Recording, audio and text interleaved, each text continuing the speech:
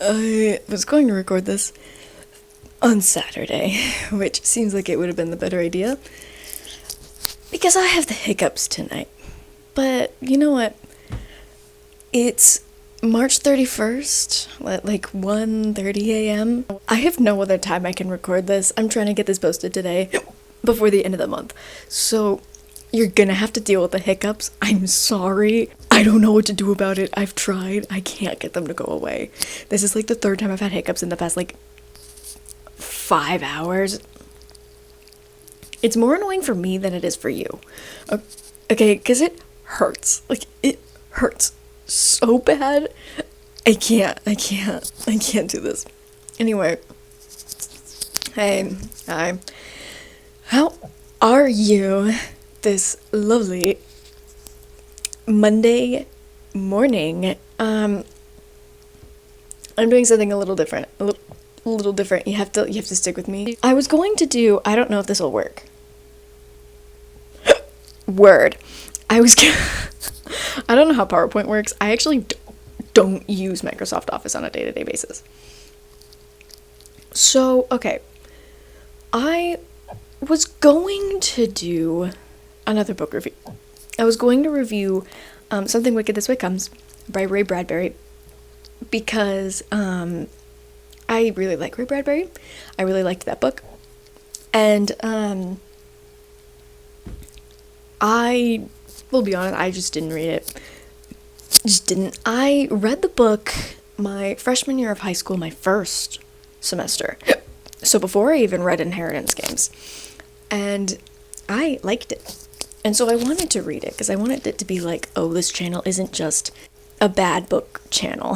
The hiccups are going to get so annoying. I'm so sorry. It's not just a bad book channel, was my goal. But I then just didn't read it. I didn't go through it to take my notes and make new whatever. But instead what happened, I forgot I added a transition. I was scrolling on Instagram. I'll get into the story in a bit, but have you ever been scrolling on Instagram and you realized, oh, people don't know how to talk anymore? Well, me too. And that's why I've created Internet, more like Internot. Instagram users can't spell, and it makes me sad. You will notice there was also Minecraft in the back. Roblox, not Minecraft. Oh my god, I'm on a roll. There was Roblox in the background. Because Roblox also can't spell, but they're children, so, like, you know, they kind of get a pass. But, right, Instagram users, social media users in general, cannot spell. And this is what I call the maternal dilemma, which you probably can't even see this, because it's probably really oversaturated and overbright, but it is what it is. There was this video that I'm gonna play. I don't know if you can see it or not. That I'm gonna play. And I sent this video to my mother, because she sends me cat videos. I figured I'd send her a cat video. I don't know what that box is. I think that was an emoji. Anyway, I was also, like, okay, the wizard imagery. Okay. I thought that would be really funny because I was like, oh my god, they're waving their hands around like wizards, like like the wizard cat meme. So that's what I did, and so I put wizards in the background, and I was going to find an image of Harry Potter with his wand and like flying on the broomstick and like doing whatever, but I found this image of Draco Malfoy, and I couldn't pass it up, and so I drew cat ears on it, and I wrote meow. Anyway, I sent that video to my mother, and her response was this. She said, "Sissies. Lol." Which, you may notice something here, right? You see that? That is not correct. So that brings me to the point of my argument. And I call it, that's me, DDTC. I call it the American Literacy Epidemic.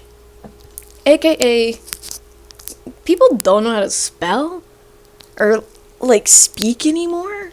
People don't know English. I'll be so for real. I was looking over my slides. I don't remember what anecdote means. I have a point. I did find this meme though. It says, "You may be thinking, geez, somebody help. That guy is drowning. Fear not. He uses his gills to breath underwater." I added that because breath is not the term they meant to use. They meant to use the word breathe, which I cannot do right now, which is, it ends with an E. It's a completely different spelling. Not complete, you get what I mean, right? Different spelling. But people don't know the difference between words. And as a, kind of English person, this is a big pet peeve of mine. I hate it when people don't know words. And it's especially annoying when you have native English speakers being like, oh, I hate English. I cannot speak English to save my life. Dude, you're in the US. That's your only language. If I met, a person in the US, like French Canadian maybe, that traveled to the US and they're like, I speak French and English, I hate English. Okay, whatever, be my guest. I mean, I don't know why you'd like French more, but go off, king. I guess they don't like their kings. Go off. But here's the deal, right? I don't understand what someone who speaks only one language will diss on the language that they speak, and they'll be like super proud of the fact that they cannot speak their language. Girl, you should know how to do that. It's your only language, right? And this is a common trend, is that people don't know the difference between their homophones or their homograms, right? I saw this video on Instagram not that long ago, because I only have Instagram outside of YouTube. I saw this video on Instagram not that long ago where it was a English teacher that said, conservative English teacher here, you're not teaching our kids pronouns. You're teaching them homophones. You're blatantly incorrect. You're an English teacher and you don't know the grammatical functions within your language. There, and there, yes, they are homophones. You're so correct. You're so right. But here's the thing, right? Homophones are not equal to pronouns. He, she, I, me, yours, you, us, ours, it. These are all pronouns. If you do not know grammatical functions in your own language, oh my god, I'm gonna die. If you don't know grammatic functions within your language, then why are you teaching children this language, right? You're telling kids, oh, let's learn our homophones. He, him. He, him, his. She, they, theirs. Those are not homophones. There, and there, yes. Two, yes. Hour and hour, depending on the accent. Yes, those are all homophones. But pronouns are not homophones. They are not equivalent. Some pronouns have homophones. Most of them actually don't. And that's what the problem is in reality, right? People nowadays do not know grammatic functions of their language. And it is to the detriment of the people. And so I want to talk about Finland. I'm going to talk about Finland so briefly, right? Because this isn't entirely the point that I'm trying to get to. It's just, I was curious, right, about the rates in countries other than the US, considering that the US is kind of notorious for not having the best education system. Which, it didn't fail me, but that is likely because I was one of the few kids that paid attention, right? It's not bad if you're interested in school, but if you're not, the education system really doesn't benefit any kind of long-term understanding. So let's talk about Finland. Finland has a better education system than the US. If you were to look it up online, it'll say Finland, South Korea, and Singapore. I was gonna look at all three, and then I got lazy. You can tell by the slides when I got lazy, because Finland was the last one I made, and then I added pictures on the rest of them make them look like I did something. So Finland has one of the best education systems, and as such, they have high literacy rates. What's literacy? Literacy is basically just being able to read and write. Right? Literacy is being able to understand how sounds are made and what sounds look like on paper. Right? And then they had average to above average comprehension. Excuse me. Oh my god. I felt my soul come out with that one. They have average to above average comprehension rates, which, would make sense if they have a better education system, but what surprised me is that they have a better education system, but the gap isn't as big as I thought it would be. I can link the link in the description. I skimmed over the article, but it showed enough that it's not that significant of a difference, where the education system is better, but it's only a few points on average higher in comprehension. And that was something that was really interesting to me. Am I gonna analyze that? No, I don't live in Finland. That was just something I wanted to add. So I wrote us, but that's supposed to say US, in case you didn't get the hint by now. That's where I live. I found this on Instagram. It says, how does shit work? And it's the word onion, but it's spelled UNYUN. I'm just so out of breath. The US, right? It's a common joke in media where, Americans are stupid, Americans, they don't know how to spell, blah, blah, blah, blah, blah, the American education system has failed. That's neither here nor there. We're not getting into that.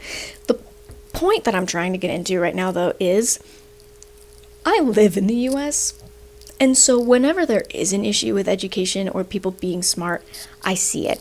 And there's a big issue. When people in their middle ages don't know the difference between a possessive and a plural, right?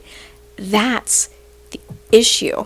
It's a problem, especially in politics, because you see a lot of the time that one party will try to call the other stupid, saying, your candidates are really bad at speaking, or your candidates are,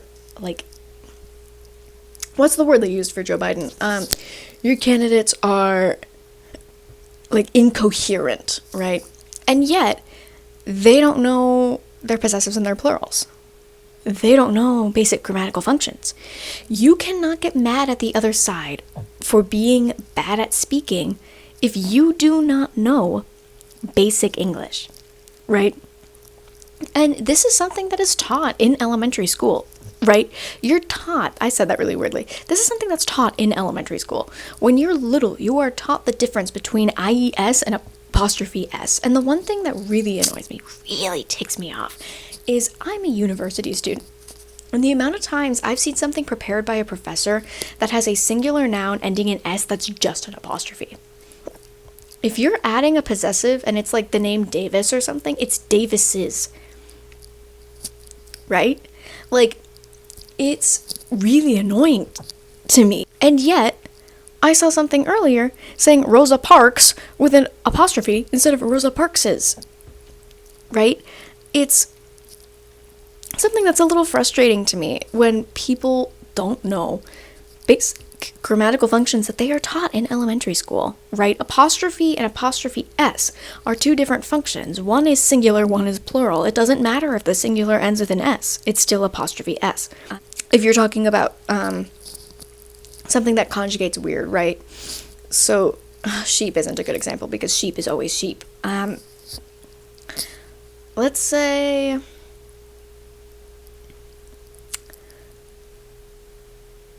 octopus, right? Octopus conjugates to the plural octopi. If you're to talk about a pod of octopi's thing, right? A pod of octopi's cave. I don't know if octopus live in caves. I'm not a marine biologist, but that's how that would conjugate, right? That's when you would have the apostrophe S. It has nothing to do with singular nouns. It has everything to do with plural nouns ending in an S. If it's a plural noun ending in an S, it's apostrophe S. If it's a singular noun, it doesn't matter what it ends in. It's always just apostrophe S, right? I said that backwards, but you get what I mean, right? You understand. I can't really think right now. I have the hiccups. It kind of takes over like half of my brain. Have you seen that meme where it's like the French dude where he's missing 90% of his brain? That feels like me right now. Anyway, these are things I found on Roblox. It's someone that says, I'm stuggling, and then another... I really like that one. And then there's another person that says, what time do you have to go? And then I wrote at the top, correlation, not causation. I kind of vaguely know where I was going to go with this. The problem is that literacy and comprehension don't just involve, like, being able to read a book, right? Which, granted, they do, right? But it involves scientific literacy, and we're going to get into more of what that means in the next slide, scientific and media literacy specifically, but what I'm talking about in this one is correlation and causation. It's being able to see a pattern and realize, oh, well, maybe this isn't related, right? Excuse me. It's like people saying stats, right? Let's say there's a correlation between people under the age of 18 and owning dune buggies, right? You might say, oh, because you're not 18, you own a dune buggy. That's an example of correlation does not equal causation, right? Just because the stats, that's the difference between stats and actual correlation, right? If you have, I'm so sorry. Oh, should I do ASMR? I cannot do ASMR right now. If I was to show you this, right, and say correlation where, and you say, oh, correlation is people under the age of 18 own dune buggies. This is blatantly not true, because while those might be high, there are probably a lot of confounding variables. Say their family is rich. Let's say all of the people studied were rich families. Then all of a sudden, maybe all of their kids that are like 16 own dune buggies. But if you say under the age of 18, it makes it sound like every minor owns a dune buggy. Well, that might not be true, right? A lot of literacy and comprehension is being able to see variables that might conflict with the data and what it represents. And that is something that is really lacking in especially the political sphere nowadays. It's saying, oh, if you are a part of this demographic, then you are more likely to do this because whatever. Like, say, with any of it, really, it's like when people say, like, oh, if you're a man, you're more likely to kill yourself. That is a true statistic, but it is not being a man that causes suicide. That's what people tend to think. It's not actually being a man that causes suicide. It's the external and societal factors that cause men to end up neglecting their own mental health and putting themselves in places of peril, right? That's the point of those statistics. But people tend to see a statistic like that and they think that it means, oh, being a man will make you commit suicide, or being in a minority group will make you commit suicide, or being in whatever will make you do this. If you are X and Y happens, it's because of X. Where that is not true. There are many different factors that are related, and this goes into our scientific and media literacy. I found this on Google, and it says, what does NaCl mean on my water softener? NaCl is salt. That is something you learn in probably 7th grade. At least for the American system, you learn that around junior high. It's not complicated. It's common knowledge to know that sodium chloride is salt. NaCl is salt. It's your table salt. That is something that you normally know. But the fact that people don't know this, and so they have to look up on Google what NaCl is, blows my mind. And I understand some people aren't scientifically savvy, right? But this goes into scientific and media literacy. It's being able to understand science and understand that some words in science might not be the same as your vernacular, right? Your common speak, colloquialisms, right? Media literacy. What's an example of media literacy?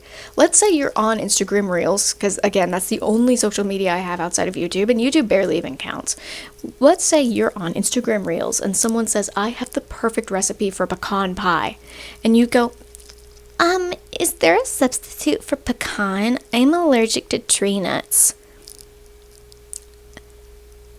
No, there isn't. It's a pecan pie.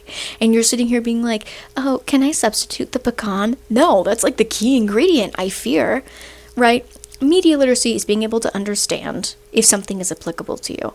But what's another example of media literacy? Media literacy would like being able to go to, I don't know, the show Big Fish, right? And listen to, I think her name is Sandra. I don't remember. I think it's Sandra. Sandra Bloom. I think that's her name. It'd be like going to Big Fish and listening to Sandra talking about Edward in her ballad, I Don't Need a Roof, and where she's saying, all I need is you and you forever. All I feel is true and absolute. And hearing those lyrics, and later turning around and going, I don't know what the point of that ballad was. Like, it really wasn't that emotional. Like, he is ready to die, and she's just telling him that you can die, I'll be okay. That's not actually the point of the song, and if you paid any attention whatsoever, you would hear with the last lyric being, stay with me. She says it twice. She says, stay with me, stay with me. The point of the song is not that she, will be okay without her husband. Because if you don't know Big Fish, which you probably do, because this, again, is likely going to just be my close friends list. Big Fish, her husband dies of cancer.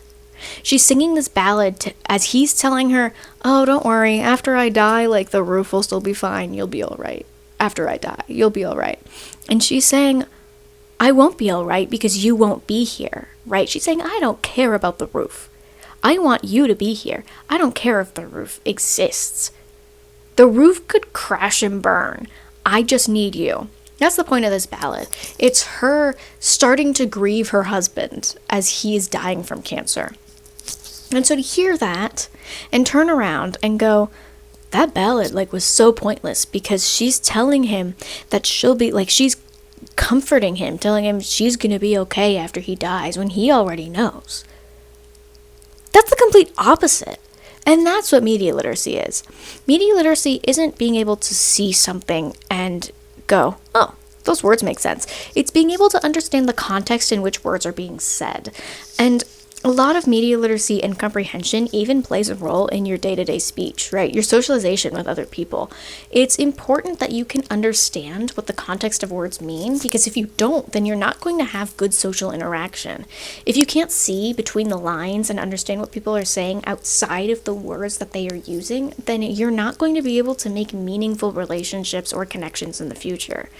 And this is something that is starting to prove to be a detriment to people in especially the modern age with social media and the way that social media tries to simplify social interaction. Oh, you just have to post. You don't even have to talk to someone. You can just post something on your little note on Instagram and someone can like it and bam, you had your social interaction for the day. They maintained their friendship with you by telling you, yep, I saw your note. That is not how social interaction works in the real world or in business. You have to be able to understand stuff more in detail than that. And it goes into science. It goes into every facet of life, being able to understand. And that's part of why modern literature is starting to become so bad, is because TikTok is now starting to focus more on sex. And they don't care about nuance. They just want to write a little erotica and call it a day, which, if that's what you want to do, fine, be my guest. That's not what I want to read for. I want to actually read because it's interesting. I'm not reading to watch shitty dialogue and then watch two people get at it with occasionally a normal scene in between. And that's what modern TikTok and romance is starting to become. And also, that's what a lot of YA is starting to become. YA is young adult. It's not supposed to be this sexy little... No, it's supposed to be for teenagers. But people don't know that because they can't understand what young adult means. There are two different genres. There's young adult and there is new adult. I write personally in new adult.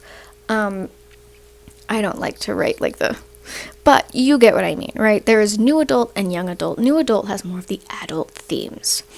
Young adult is for teenagers. Young adult is like in between.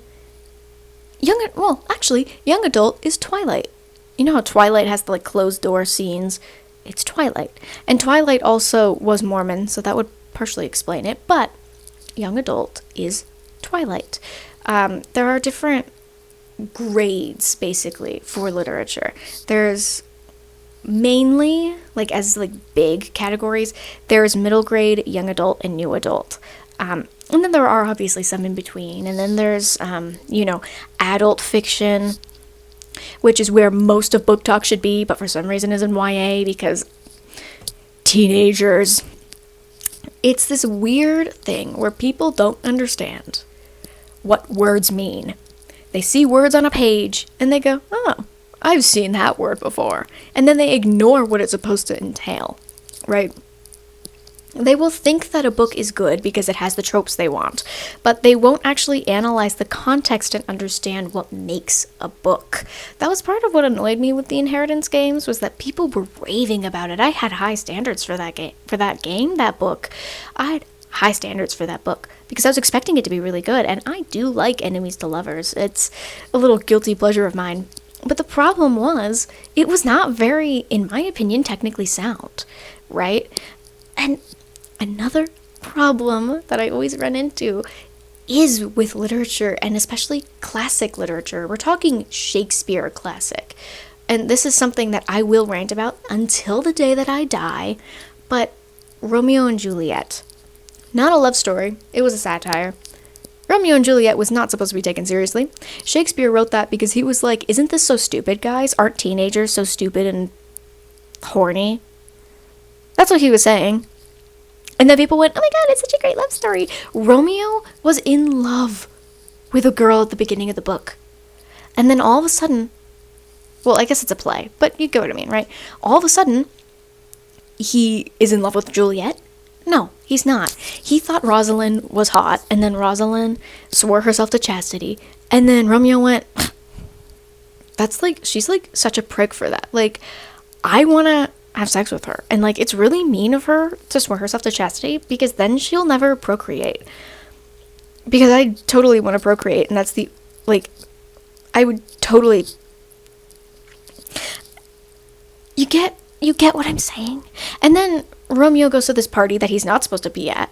He knows he's not supposed to be at because it's his family's rivals, but he goes anyway. And he sees Juliet, and all of a sudden, his love for Rosalind, gone. In an instant, it's just done. And he's like, I love Juliet.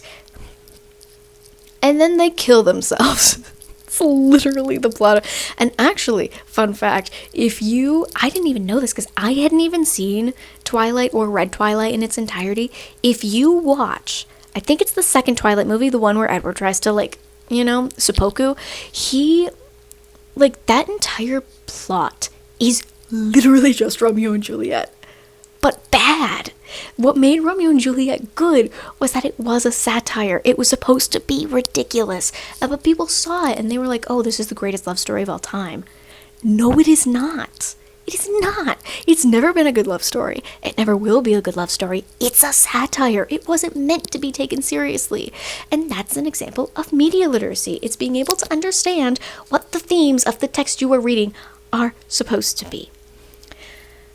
And so, that's what I am really concerned with, is that people don't understand words anymore. And that's a problem. When you're in school and you're in, especially high school in the US, a lot of your English classes are just comprehension based. You've learned most of the English you've needed to learn, right? You know all of your prefixes, your roots, you know all of your, participles and your prepositions, you know all of the basic grammatical functions. These are all taught to you. Advanced English is taught to you by 8th grade. And so when you get to 9th through 12th grade, your high school years, right, you should know English like the back of your hand. and yet people still don't. And I will see people writing books where it's just not good and I don't understand it, and they get published. Next month, I'm going to read Hurricane Wars. It looked interesting. I bought it at Barnes & Noble because I was like, ooh, it has enemies to lovers, it says. I'm very interested in that. But I did not know it would be a Reylo book. If you don't know what Reylo is a ship name in the Star Wars fandom. And I'll get into that at the end of April. But I did not know it would be a Reylo book. And then ended up being a Reylo book. Apparently. I don't know. I haven't read it yet. But, like, I'm concerned now. I don't know if I'm going to like it. But, right, that's an example of media literacy. Is I know that I'm not into Star Wars. I don't think this book's going to be for me. You know, it is hard to be incredibly mad about it. You have to give people grace, right? And a lot of this is just me yapping. But it is deeply concerning to me that there will be people who only speak English that will say, oh, I'm really bad at English, especially people within the sciences. If anyone needs to be able to speak English well, it's people in the sciences, because there's no way the average folk is going to understand you unless you can speak good English or whatever your native tongue is. But I live in America. The predominant and usually only language is English. And so to hear people who aren't one of the Spanish speakers, who only know English, saying, I don't even know English. Like, I'm so bad at English, especially the ones in science, where they'll need to be able to use English to communicate their findings to people who don't understand science. That is a problem. It is a problem if you have scientists that don't know how to communicate. Communication is so important. It's part of what makes us human. It's what separates us from other species. It is crucial that you know how to speak your language. So why are we so proud that we can't? It was like when I was in choir. Most of the choir did not know how to read sheet music. They didn't know the first thing about sheet music. And so when it came to auditions, because they were musically illiterate, no one was able to get in for auditions when there was sight reading, right? It is crucial that you know every facet of the thing you are trying to utilize. If you are trying to sing, you better know how to read. And you know, the people that got in, often it was the people that could read. The one person that got in was one of the people who has known how to read music for the longest amount of time. If you are to be creating digital art, you need to first know how to turn on the iPad or your little drawing tablet. You need to know how to use the technology in order to create what you want, the desired effect, right? If you want to paint, you need to know how to hold a paintbrush, and that is what language is. It is so much more than just sounds that people make. It is our way of communicating. It is a unique facet of the human experience. Other animals have ways of communicating, but they're not nearly as complex as the human language. Any human language, right? To be proud of not being able to understand English fully or being able to speak it fully is like being proud of being a painter who has never seen a paintbrush. It's upsetting. You need to be able to understand this, and it's been very frustrating, especially since it's one of those things where once you realize it, you see it in every facet of your life. Every time you go on social media, you will see at least one word spelt wrong within a minute. Like, guaranteed to you, you will. Part of that, you could argue, could be AI captioning, whatever. But if you go into any comment section, you will find misspelled words. You will see people saying breath instead of breathe. You will see people confusing their theirs. You will see people confusing their twos. You will see every spelling error, even some that you could have never imagined. That's not good. And it's frustrating too, because I do love linguistics.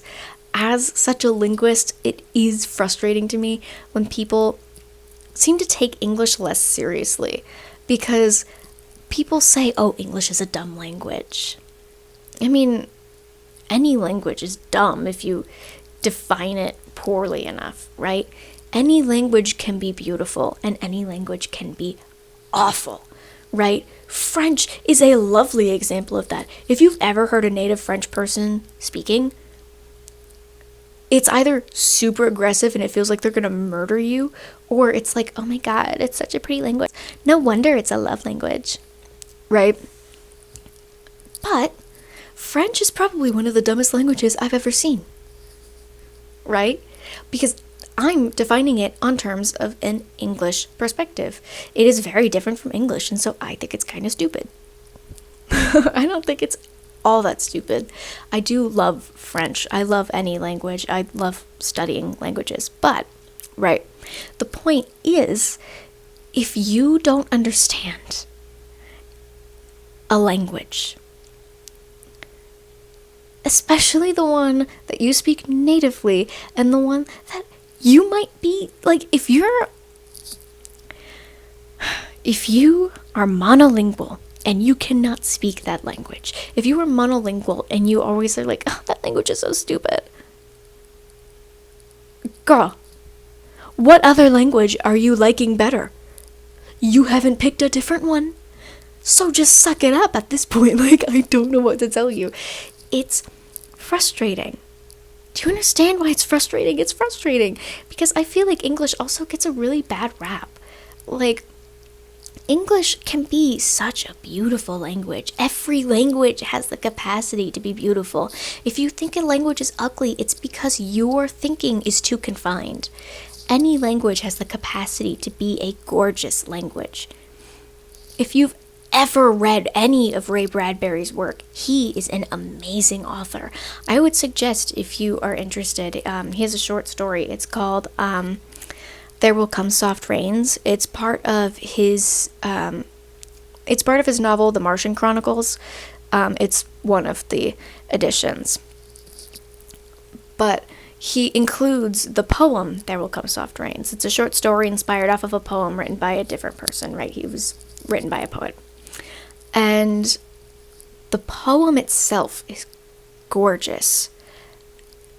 And the short story is so phenomenally written, right? It's brilliant.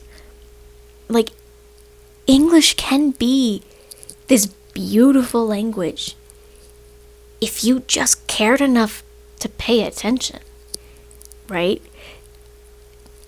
And that's why it's frustrating to me, is because people who need to know it the most, the scientists, especially the scientists, the people who need to be able to interpret data to an audience that doesn't understand, they think that because they're scientists, they don't need English. That is not true.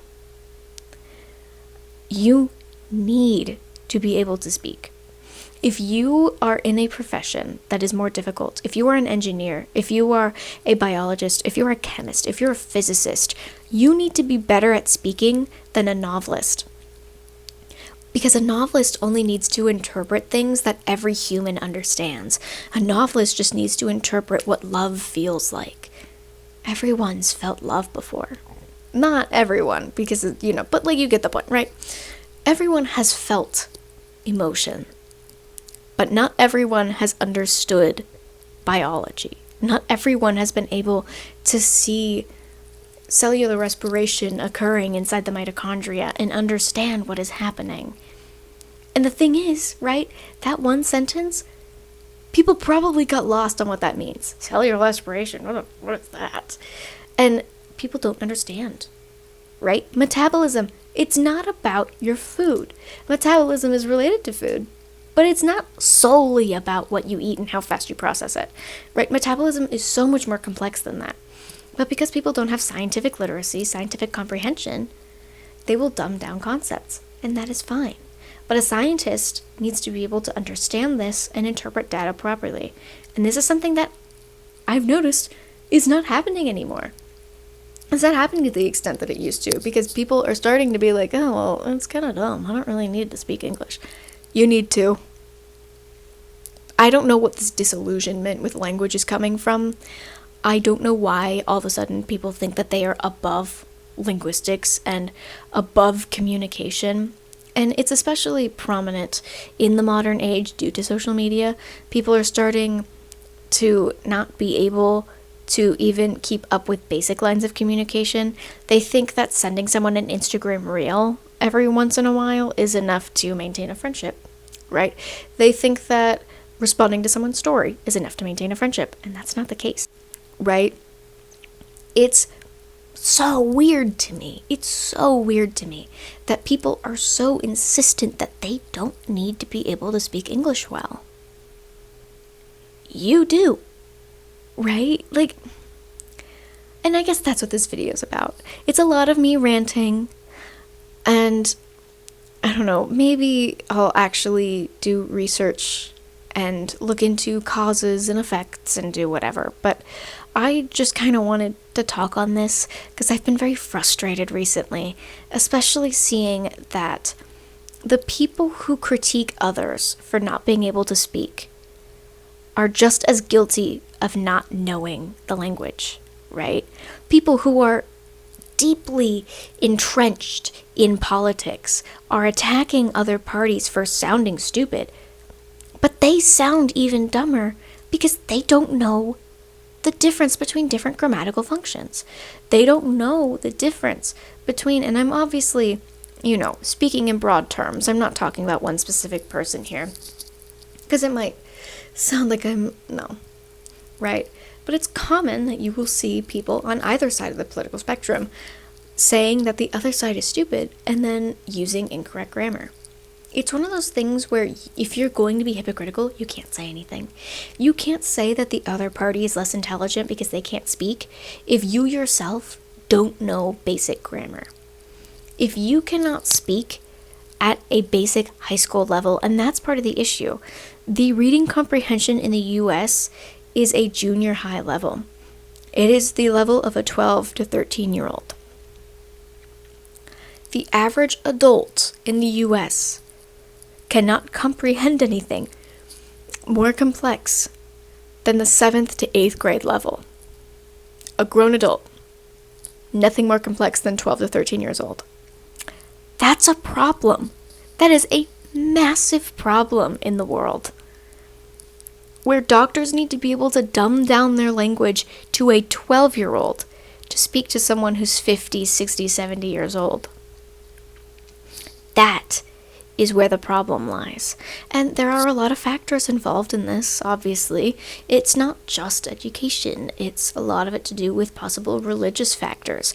There are some religious groups that take their children out of school early, or even some people who just don't like school. It wasn't for them, they drop out. People who don't go to college because of maybe financial standpoints. But it is often that people in more marginalized groups like poverty or religion happen to be less educated in that sense. They happen to not have the same level of comprehension. So, in reality, what does it lead to? You can dumb it down to possible systemic aggression. Oppression is the word I meant. Systemic oppression, right? Different marginalized religious groups, different, class levels, different monetary gain. These are all factors in education, and therefore factors in comprehension. If you're not wealthy enough to go to a charter school, you might not be wealthy enough to get a better education, right? Public schools in the US aren't very good.